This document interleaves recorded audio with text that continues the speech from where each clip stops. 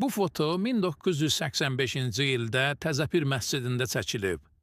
Həmin ildə Azərbaycanda qeydiyyatdan keçmiş 18 məscid və 53 dini icmanın fəaliyyəti var idi.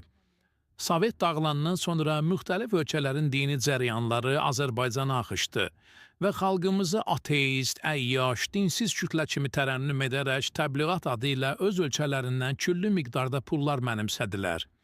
Amma onların bu tərənnümü tarixi faktlarla üst-üstə düşmür.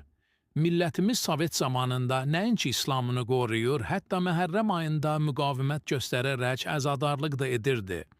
Xalqımız tarixin heç bir dönəmində, xüsusən 70 illik çətin kommunizm zamanında dindən çıxmamış, dinsiz bir kütləyə çevrilməmişdi.